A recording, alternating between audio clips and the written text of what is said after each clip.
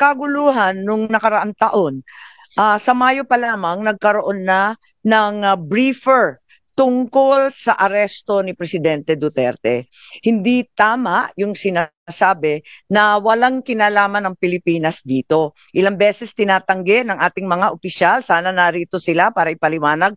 Subalit nag-press release po ang liwaliwanag nung DOJ Assistant Secretary Mico Clavano, May 8 ang kanyang mga press release, at sa kalagitnaan ng kaguluhan tungkol sa PI, yung ating People's Initiative, sa kaguluhan ng Davao at Maisog rallies, ay biglang nagkaroon ng bagong briefer na ginagawa ng DOJ. Ito ay unang-una for the potential arrest of President Duterte, ikalawa ang pagbabalik ng Pilipinas sa ICC. Maliwanag na last year pa, May of 2024, nag-umpisa na ito.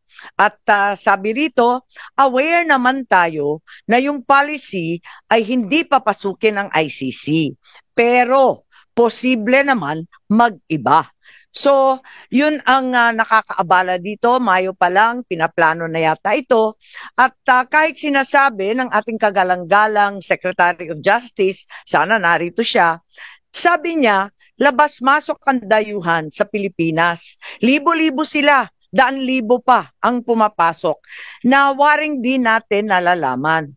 Ngunit, kilala ng ating Bureau of Immigration ang ilang ICC, mga tauhan na klaro na pumasok dito. Unang-una, maliwanag, si Maya Destura Bracken, dumating noong October 4, 2024. Siya ay galing US at interpreter siya noong ICC. Maliwanag po yan. At maliwanag din na dumating siya sa Pilipinas. Ikalawa, andito din yung protection expert para ipagtanggol ang mga testigo. Ang pangalan, William Rosato, dumating sa Pilipinas October 15, 2024. Mahabang pagpaplano to. Nakita din natin na may dumating din na isa pang protection expert at iba pang mga dumating na si Amir John Kasam. Dumating October 20. At yung investigador, dumating din sa October 24. Siya yung huli. Ang huling ICC na nasa record ko, October 24, Glenn Roderick Thomas Cala. Siya naman yung investigador at hindi ko alam kung kumpleto na ito dahil meron pang binabanggit na Robin Croft na abogado naman nila. At may binabanggit din sa kanilang mga usapin na bagong team ng tatlo parating daw ng 19 October. Hindi ko na nakuha yung pangalan pero maliwanag na merong mga dumating na ICC at nagpakilala bilang tauhan talaga ng ICC na may kanya-kanyang espesyalidad. May protection expert, may investigador, may interpreter, may abogado. Klaro po yun at itinira, hindi natin sa sigurado ang binabanggit at sinulat nila sa kanilang immigration papers, Midas Hotel, Raffles Hotel, Diamond Hotel. Humingi rin sila ng protection detail and transport sa Pilipinas. So maliwanag na ang Pilipinas ay tumulong at talagang nagpakita ng partisipasyon. Matagal na ito, Mayo pa, tapos October pa, kaya nagtataka po tayo kung bakit tinatanggi ng ating mga opisyal na may ganito. I also received information na yung ICC personnel pala may agenda, may mga impormasyon galing sa administrasyon na hinihingi. Ang mga hinihingi nila sa agenda nila, unang-una bank account records June 2016 to 2019 ng isang Peter Parungo. Meron din silang mga hinihingi ng mga blotter, mga seized evidence, radio transmissions sa Police Station 6 sa Batasan Hills, QC. Alalahanin natin na meron tayong bank privacy. Kaya nakakapagtaka bakit yung bank account records na kami mismo dito sa Senado hindi makuha-kuha, naibigay sa ICC. Pati na rin yung mga tactical operations ng pulis, pati na rin yung records ng East Avenue Medical Center sa lahat ng dead on arrival between July 2016 to 31, 2017, lahat ng detalye ng postmortem autopsy at mga inspeksyon. Sana ipapatanong ko to sa ating kapulisan. Sabi nga ni Senator Cayetano, hindi naman yan sakop ng executive privilege pagkat hindi naman cabinet rank. Pero wala sila rito. Bakit nila ipagkakaila ito samantalang fully recorded naman ito? Ang liwaliwanag naman ito. Wag na tayong magbulahan.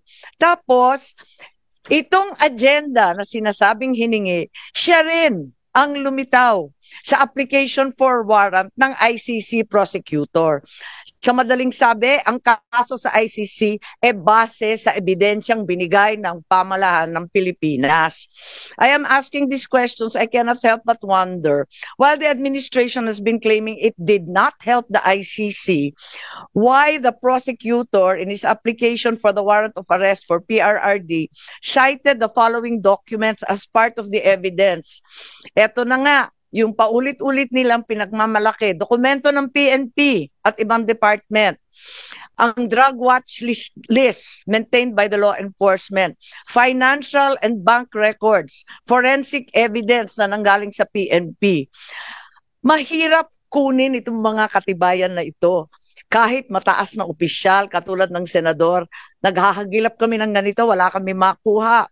Paano nakuha ng ICC prosecutor kung sa mga salita at deklarasyon ng ating administrasyon ang sinabi, it will not lift a finger to help the ICC?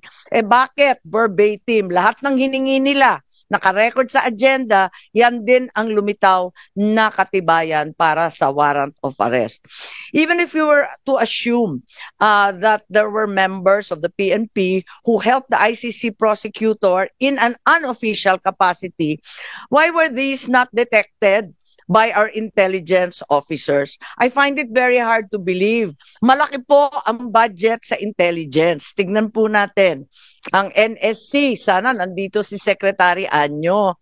Limpak-limpak na salapi ang ginagastos ng Pilipinas sa OP, NSC, DND, AFP.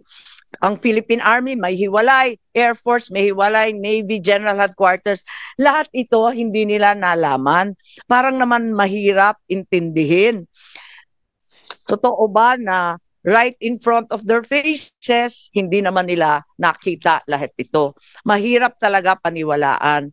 At eto pa, meron na din tayong case build-up na narinig. At andito tayo, yung case build-up ng DOJ. Kanina, nag-umpisa tayo doon sa briefer. Mayo pa lang yon. Pagkatapos ng briefer, nagkaroon ng maliwanag November 4, Department Order ng DOJ na nagtatatag ng task force to investigate, create a case build-up, and file the appropriate criminal charges. So, klaro na yun. And sana, andito yung DOJ para sabihin kung yung task force nga ba, in-interview sina Senator Laila De Lima noon, Attorney Colmenares, and Commissioner Palpalatok. Yan lang ang gusto natin malaman. As a matter of fact, may nakita tayong bago. March 6 nitong taon na to, may memo ng accomplishment report nitong case build-up na to na humihingi ng additional 90 days. Kasi ang sabi nila hindi pa daw sapat, hindi pa daw klaro, hindi maliwanag. Humihingi sila nung umpisa ng nakaraang buwan, 90 days pa sana. So, sana yung DOJ i-confirm nila. There already was a legal team. In fact, there is an allegation na pati private legal team magbabayad sila para mag-draft ng complaint for murder against those responsible for the death of 3 nationals in the Davao prison. Kung may case build-up, may draft of the complaint, Why did we still have to cooperate with ICC and Interpol? I wanted to verify kung totoo nga na yung DOJ pinagtatanggol yung ICC jurisdiction in the cases before the Supreme Court. It appears that the DOJ is arguing there is no investigation or prosecution in the relevant EJK cases. But in fact, sila mismo may task force, meron ng report, may hinihingi na ng mga private lawyer, meron na ring Quadcom sa Kongreso, merong Senate Blue Ribbon Committee. Ano ba naman ito? Mismo si Solicitor General talagang umatras na sa pagtatanggol ng posisyon na yan kasi ang sabi nga niya talaga namang meron ng case build-up mismo sa ilalim natin sa building na ito sa DOJ. Kaya hindi po katanggap-tanggap. At any point, kung ang ating mga kasamahan may idadagdag, pakisabi na lang po. Pero, eto pa, narinig natin na mayroong Oplan pursuit. Pakita na lang na inaamin at pinagmamalaki ni General Torre. Sabi niya, hindi ito spur of the moment. Huwag kayong maniwalang spur of the moment dahil matagal ko nang pinaplano ang Operation Pursuit. Ayan. Sige. Pwede natin ipakita. Ayan.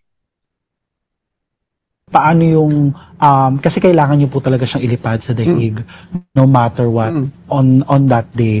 So paano po ibinaba sa inyo ni PNP Chief Marbil na how did he say that to you? Na no matter what, we need to fly the former president to The Hague and we need to implement the ICC arrest warrant? Arrest him and bring him to The Hague. Yun lang. Simple as that. Arrest him and bring him to The Hague. Sagot ko lang, sir, bigyan mo ko aeroplano. O di ayos. And then the rest, you planned everything. Pero matagal na yun eh. Ang plano na yan, matagal na yan. Hindi yan spur of the moment eh. Matagal na yan. And nagkataon lang na talagang yun, the opportunity arose.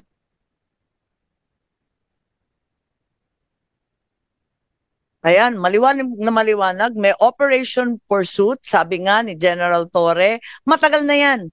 Hindi yan spur of the moment.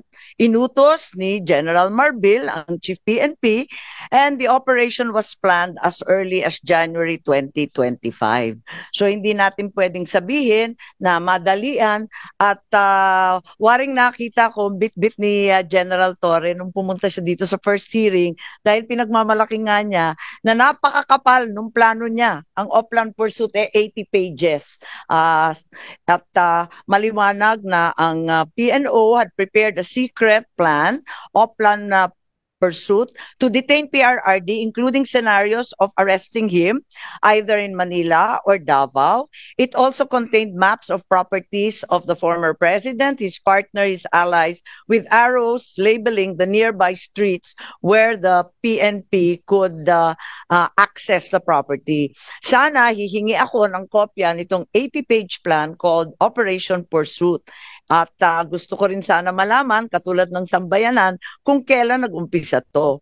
Dahil obviously, itong Operation Pursuit was concocted weeks, if not months before March 11. Panay ang sabi nila, nagulantang daw sila nung dumating nung March 11 ng umaga. Pero mukhang hindi naman yata totoo to. Hindi naman yung Interpol o yung diffusion notice na dumating ng March 11 ng 3 a.m. ang nag-umpisa nitong lahat. Kundi, nung nakaraang taon pa, Mayo pa lang, klarong-klaro na. Madam Chair, may I move that this committee issue a subpoena duces taken to the PNP to produce that document? Madam Chair, before you rule on that, did the cabinet secretaries also submit already the whole video? Kasi they said last time Putol. na they will submit their version of the whole video. Kasi I agree with Senator Bato that any piece of evidence that is not confidential or does not violate national security should be handed over so that we can be fair to them, diba? We don't want to come out with reports then sasabihin nila ay hindi yan yung nasa buong video, ay hindi yan yung nasa plano, diba? So maybe we can request them, and then if they don't give it, then we subpoena it. But I submit to you, Madam Chair, kung